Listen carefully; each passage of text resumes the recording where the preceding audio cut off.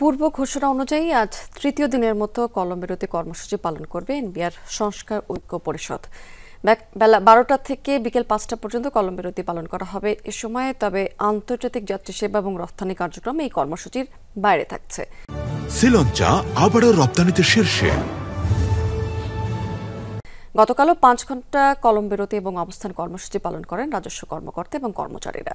NBR সংস্কার ঐক্য পরিষদের অভিযোগ যে সংস্কার সম্পর্কিত কমিটিতে ঐক্য পরিষদের কোনো প্রতিনিধি রাখা হয়নি, এমনকি ঐক্য পরিষদের সঙ্গে আলোচনাও করা হয়নি।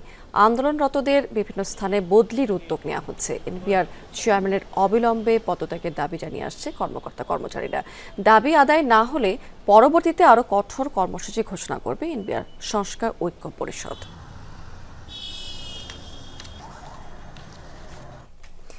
এ বিষয়ে একটু বিস্তারিত তথ্য আমরা জেনে নিতে চাই। আমরা এই মুহূর্তে যেতে চাই রাজধানীর আগারগাঁওয়ে জাতীয় রাজস্ব ভবনের সামনে থেকে। আমাদের সহকর্মী বলছেন রিমন রহমান। রিমন, সংকট সমাধানে এনবিআর সংস্কার ঐক্য পরিষদের সাথে কর্তৃপক্ষ কোনো ধরনের আলোচনার উদ্যোগ নিয়েছে কিনা?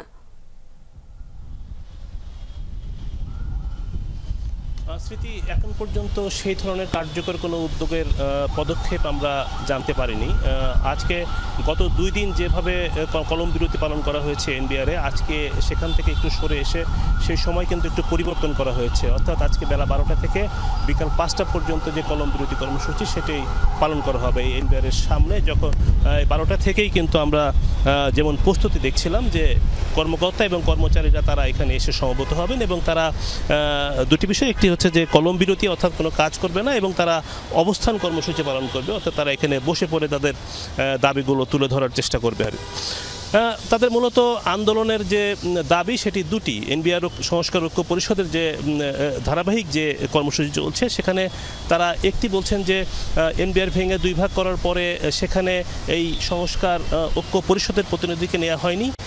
পাশাপাশি তারা চাচ্ছেন যে এখানে এনবিআরের যে চেয়ারম্যান রয়েছেন তাকে অপসারণ করার জন্য।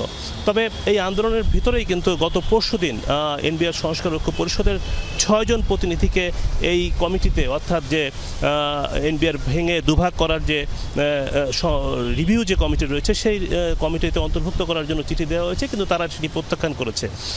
এনবিআর সংস্কার ঐক্য পরিষদ বলছে যে আসলে এখন যেহেতু আগে করা হয়নি, এখন তারা সেই সুযোগটি নিতে চান না।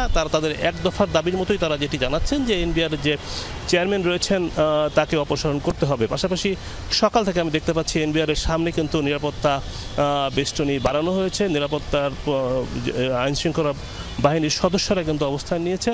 পাশাপাশি এনবিআরের ভেতরে যারা রয়েছেন তারাও প্রস্তুতি নিচ্ছেন তাদের অবস্থান কর্মসূচি এখানে পালনের জন্য।